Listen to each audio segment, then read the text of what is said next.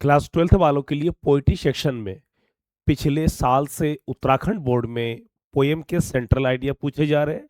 Poem के central idea कितने word limit का होता है, कितने अंक का होता है और उसको किस तरीके से लिखा जाएगा स्टूडेंट्स, सब बताऊंगा आज। बने रहिए पूरा आज के सेशन में। वो कोई लंबी वीडियो नहीं बनने जा रही है, एक थोड़ा सा छोटा सा वीडियो बनने जा रही है। पांचों के पांचों पोएम को सेंट्रल आइडिया किस तरीके से लिखेंगे सब हम बताएंगे। तो सबसे पहले बात करते हैं हम पोएट्री के सेंट्रल आइडिया, जो आपके पांचों के पांचों पोएम है। जैसे फर्स्ट है आपका माई मदर 66 कविता। इससे पहले मैंने पोएम को स्टेंजा वाइज पढ़ा दिया है, इसके शॉर्ट क्वेश्चन आंसर करा दिया है। अब जो है सेंट्रल आइडिया कराऊंगा आज। इसके बाद इस वीडियो के बाद मिलेगा आपको पोएम के लॉन्ग क्वेश्चन। जी हाँ, पोएम के भी लॉन्ग क्वेश्चन पिछले साल से लागू हो चुकी है। इससे पहले क्या था कि चैप्टर का, अब पिछले साल से आपके फ्लामिंगो बुक से चैप्टर के अलावा अलावा अथवा में आपको जो पोएम का भी पूछा जा रहा है। It means you have to learn all the proper story of the poem. Poem की पूरी संपूर्ण कहानी को आपको याद करना है, ठीक है। तो अब बात कर रहे हैं सेंट्रल आइडिया। सेंट्रल आइडिया का मतलब होता है कि केंद्रीय विचार, विषय वस्तु, थीम को लिखना है। मतलब कहानी में, कविता में कवि कवित्री जो होते हैं एक किन के बारे में वर्णन करते हैं, उस फैक्ट में, उस पोएम में कौन कौन से कैरेक्टर होते हैं, उस कैरेक्टर की क्या भूमिका होती है, उन सबको लिखना है विशेषता खूबी को दर्शाते हुए।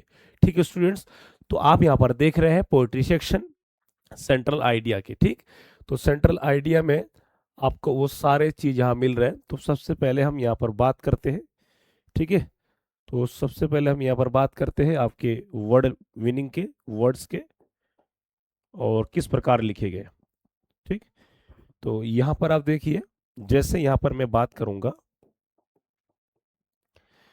ठीक, सेंट्रल आइडिया ये क्वेश्चन तो कह रहा है पोयम 1 माई मदर एट 66 कमला दास, कमला दास जी के द्वारा। तो इस कहानी में तो सब कुछ बता ही दिया है पहले। इस कहानी में कमला दास जो होती है उसकी माँ बूढ़ी होती, उसकी माँ कहाँ कोचिन एयरपोर्ट जाती है कमला दास को छोड़ने के लिए। कमला दास और उसकी माँ के बीच में जो गैप को दिखाया गया, किस प्रकार अलग होना, सेपरेशन, जुदाई, किस प्रकार वो अपनी माँ कमला दास अपनी बूढ़ी माँ के प्रति चिंता रहती है, क्योंकि उसकी बूढ़ी माँ क्या है, एजिंग उम्र हो जा रही है। उम्र मतलब एक प्रकार का क्या है, मृत्यु के नजदीक है। उनका जो शरीर है किस प्रकार जो है लालिमा पड़ जाती है, लाल हो जाती है। लाल का मतलब पीला दिखाई पड़ती है। तो अपनी माँ के प्रति कितना चिंतित है इसको दिखाया। और ध्यान देना इसकी जो वर्ड लिमिट है, ध्यान देना इसकी जो वर्ड लिमिट है 30-40 वर्ड्स, ज्यादा कुछ नहीं। जैसे एक शॉर्ट क्वेश्चन आंसर होता है वही, तो 30 से 40 शब्दों का, 40 से 45 शब्दों का, बस। खूब से खूब 50 वर्ड्स ऊपर आपको जाना नहीं है, ठीक है। सिंपल सरल भाव में लिखना है। तो यहां देखिए, पहले तो आप स्क्रीनशॉट ले लीजिए स्टूडेंट्स, ठीक है, स्क्रीनशॉट ले लीजिए।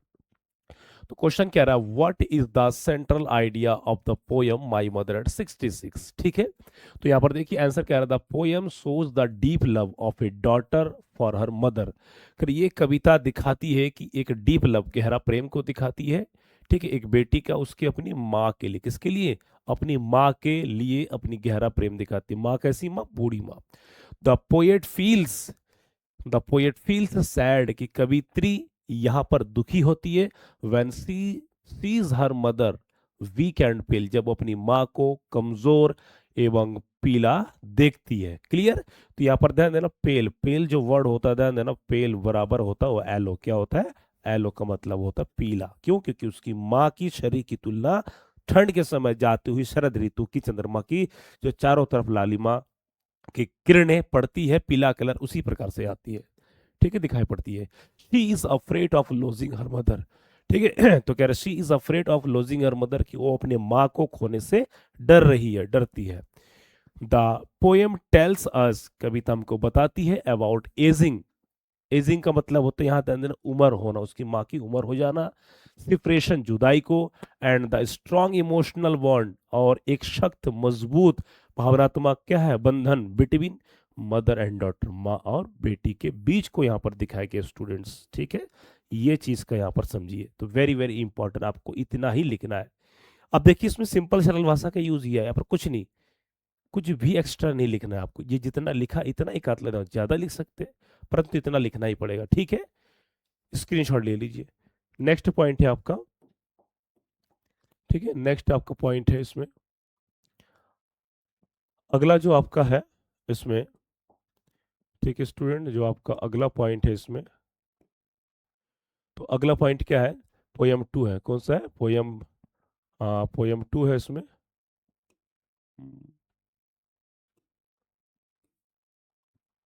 हम्म, हम्म।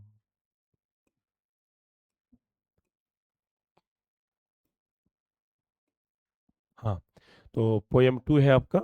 तो कह रहा what is the central idea of keeping quiet? तो पोयम क्या है? Keeping quiet. अब कीपिंग क्वाइट, कीपिंग क्वाइट कविता में क्या होता है? शांत रहना। क्या होता है? शांत रहना। ये कविता एक प्रकार के ध्यान देना, शांत रहना मतलब इसमें दिखाया गया है कि जब मैं 12 तक गिनूंगा तो शांत रहेंगे। यहाँ पर 12, 12 का मतलब एज अ टाइम को फिक्स कर रखा है। ये कहानी पूरी तरह से साइलेंस को दिखाती है, निष्क्रियता को दिखाती है, मतलब प्रकृति के प्रति कितना चिंता को दिखाती है। इस कहानी में दिखाती कि जिस प्रकार भारत में एक बार जब पहला दिन का एक दिवसीय जब लॉकडाउन लगा था, तो किस प्रकार पूरा धरती, पूरा पर्यावरण, पूरा प्रदूषण एकदम लेस था, कम था, ना के बराबर था। वो धरती के लिए, प्रकृति के लिए बहुत ही अच्छा था, स्वस्थ था, शुद्ध था। तो कवि महोदय हमसे चाहता है कि हम अपनी व्यस्तता जीवन को दूर करके कुछ क्षण के लिए चुप रहे, शांत रहे, धरती के लिए, प्राकृतिक के लिए। तो यहाँ पर वो दिखाया गया। ठीक है, तो कहानी तो बता ही दिया। अब देखिए, the poem gives us the message, the poem gives the message of peace and unity. तो कह रहा है कि ये कविता जो है शांति और यूनिटी, एकता का क्या है? संदेश देती है। ठीक है, the poet ask people to remain for a short time. तो कविता में कवि महोदय लोगों से ये कहते हैं कि आप अल्प समय के लिए, कुछ क्षण के लिए क्या है, शांत हो जाइए। Silence will help people. और साइलेंस का मतलब होता है जो चुप्पी, जो शांत रहना, क्या है, मदद करेगी लोगों को थिंक अबाउट देयर मिस्टेक्स। मतलब यहां पर कवि कह रहा है कि आप दिन भर व्यस्त रहते, ठीक है, आप अपने लिए कुछ सोचे, कुछ समझे, अपने लिए 10-15 मिनट निकालिए कि सोचे कि मेरे से कहाँ कहाँ गलती हुई, मुझ में और क्या परिवर्तन हो सकता है। मतलब यहाँ पर कविता स्वयं कहता है कि इंसान अपने आप को जाने, अपने आप से इंट्रोड्यूस हो, जो भी गलतियां है उसको सुधार करे। ठीक है, तो वही कह रहा, थिंक अबाउट देयर मिस्टेक्स, अपनी गलतियों को समझे। यहाँ गलती को समझना मतलब अपने अपने किए गए कार्य को और किस तरीके से सुधार कर सके। इट विल हेल्प या it will stop wars and violence. तो कह रहा है जब इंसान अपनी गतिविधियों को, अपने काम को जानेंगे, समझेंगे, तो ध्यान देना, वार, युद्ध या इस प्रकार की हिंसा को रोकेंगे। मतलब एक दूसरे से झगड़ना, लड़ना, ठीक है, इस प्रकार की चीजों को रोकेंगे। क्योंकि इंसान इंसान समझदार पूर्ण रूप से नहीं है, इसीलिए अपने समाज में, इसलिए अपने घरों में लड़ाई हो रहे हैं। तो कह रहा द पोएम टीचेस हार्मोनी। यहाँ पर हार्मोनी का मतलब होता है सामंजस्य। क्या होता है? सामंजस्य। सामंजस्य का मतलब होता है सबको लेके चलना। क्या होता है? सबको लेके चलना। ब्रदरहुड मीन्स होता है भाईचारा। ठीक है, and understanding among all human being, और सभी मानव जीव के बीच में एक आपसी समझ को पैदा करना, ये दिखाती है पोएम में। ठीक है, तो पूरी तरह से ये एक कविता जो है समाज के लिए, लोगों के साथ, प्रकृति के साथ क्या है, जुड़ाव है। ये स्क्रीनशॉट ले लीजिए। ठीक है, इतना आपको लिखना है, एक आध लाइन ज्यादा, उससे ऊपर कुछ नहीं।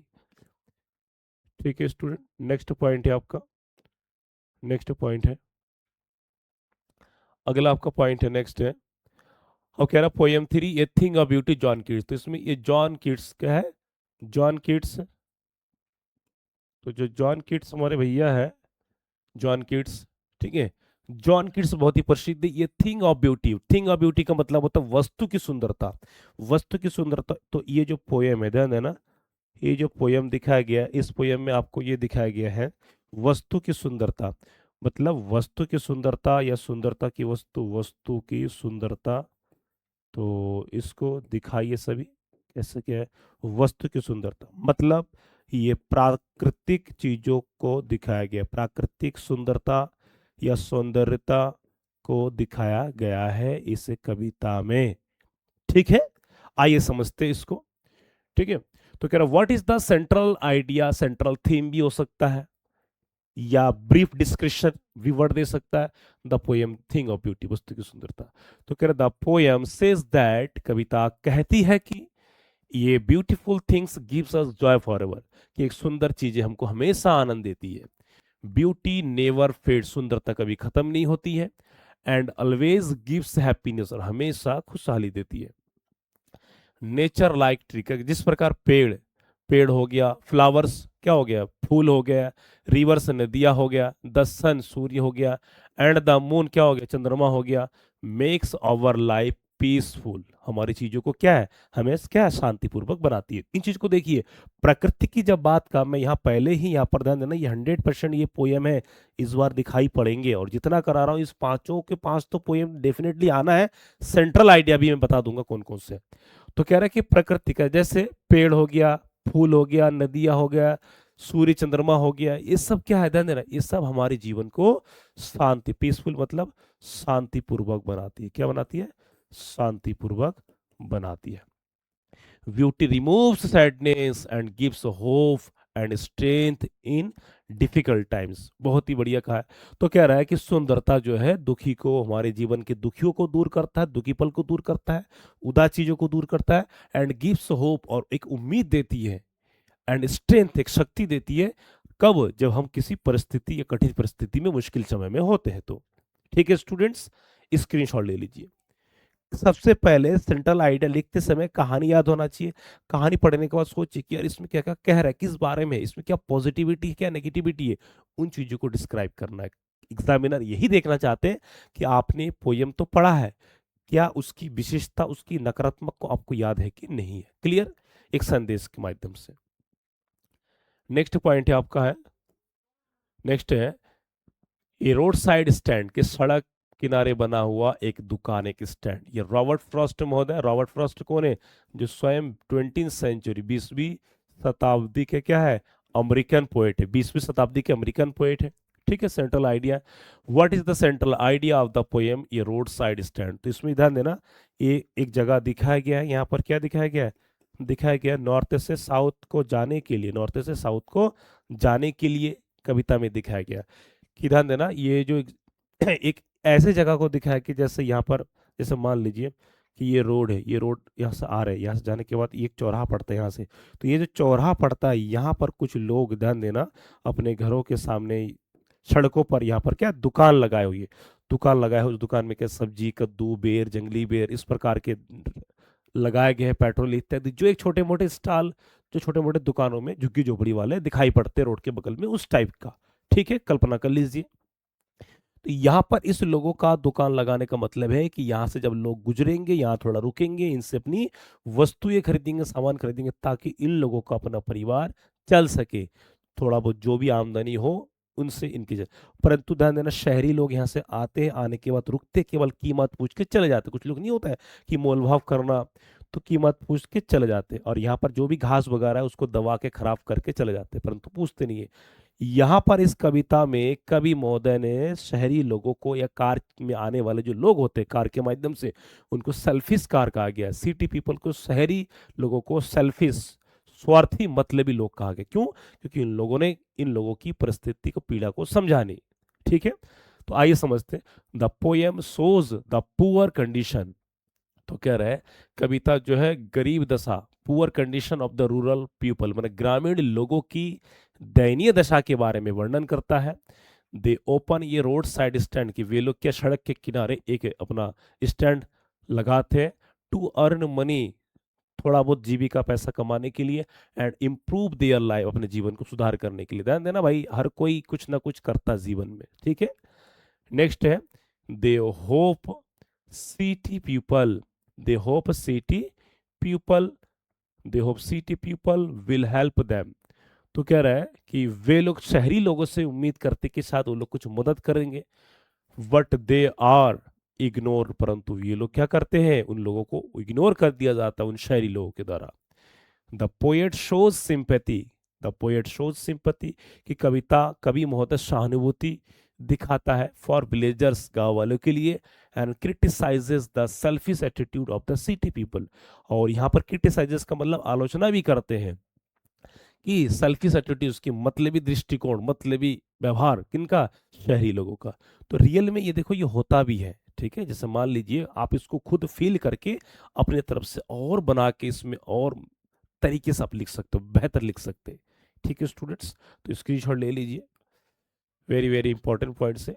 तो देखो, हर एक कविता में कवि महोदय ने कुछ ना कुछ डिफरेंट कर रखा है, मतलब कुल मिला के रियल फैक्ट के पॉजिटिव नेगेटिव दोनों, स्टोरी के पॉजिटिव नेगेटिव दोनों को दिखा दिया है। एग्जामिनर यहाँ जब मूल्यांकन करते तो यहाँ पर सीधा क्या इम्प्रेस्ड होते, कनेक्ट होते कि आपने लिखा पॉइंट टू पॉइंट है। ठीक है, और लिख वही पाएगा जो तैयारी किया है, जिसको याद है। अगला है एंट जेनिफर स्टाइगर, चाची जेनिफर की बात एड्रिन रिच महोदय के द्वारा। अब ये जो कहानी है, ध्यान देना, स्क्रीनशॉट ले लीजिए। इस कहानी में ये दिखाया गया है कि एक महिला चाहती है वो किस प्रकार अपने वैवाहिक जीवन में खुश नहीं है, बोझ में है, किस प्रकार वो प्रताड़ित उसको महसूस करती है, किस प्रकार समाज समाज में किस प्रकार वो अपने आप को जूझ रही है। उसके हाथों में जो लाल धागा बना हुआ वो एक वैवाहिक विवाह की निशानी है चाचा के, परंतु यहाँ पर वो लाचार या मजबूर है, जो हमारे कितने ना जाने सोसाइटी में समाज में किस प्रकार महिलाएं शोषण हो रही है। तो इसमें उनके हाथ में, ध्यान देना, एक सिलाई होती है कपड़े का, चारों तरफ प्लास्टिक के लोहे का, जो सुई सुई से क्या वो बुनती है, वहां बाग को बनाती है। तो बाग को बनाने का मतलब वो दिखाती है कि ये बाग किस प्रकार निडर होते, आजाद होते, स्वतंत्र होते, तेज होते, कहीं पर भी जा सकते, परंतु महिलाएं नहीं जा पा रहे हैं। ठीक है, तो ये बहुत ही रियल फैक्ट को दिखाया गया है। अब देखिए, तो कह रहा what is the central idea. Question में यहाँ पर ध्यान देना, क्वेश्चन में एग्जाम में राइट भी हो सकता है, राइट या गिव, राइट या गिव, ठीक है, राइट या गिव भी हो सकता है।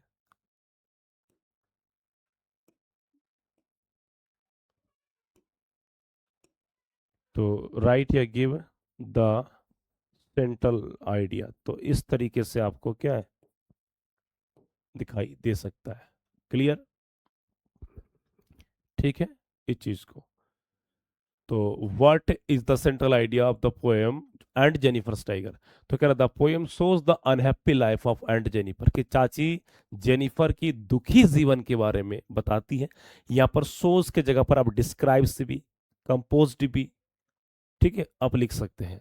She feels afraid and weak in her married life, कि वह जो है फील सेपरेट का मतलब होता है कि वो डरा हुआ महसूस करती है और कमजोर होती है अपने विवाह जीवन में। ठीक है, क्योंकि हर कोई विरोध नहीं कर पाते, ठीक है, परंतु ध्यान देना, गलती को गलत कहना सीखिए। Through her embroidery of strong and fearless tigers she shows her wish for freedom and courage. तो यहाँ पर देख रहा है कि वह अपने एम्ब्रॉयडरी ऑफ स्ट्रॉन्ग से फियरलेस टाइगर, जो निडर बाघ को, शी सोज हर विश, की अपनी इच्छा को दिखाती है, अपनी आजादी को, अपनी साहस को, किसके माध्यम से, बाघ के माध्यम से। तो कह रहा था इस प्रकार the poem talks about women's problem, किस प्रकार कविता में कवि महोदय कविता बताती है क्या, वुमेन्स प्रॉब्लम, महिलाओं की समस्या, and make domination in society, के किस प्रकार समाज में पुरुष सत्ता का अधिकार जमा हुआ, किस प्रकार। तो सारा चीज कहानी में बता दिया है कि स्टूडेंट स्क्रीनशॉट ले लीजिए।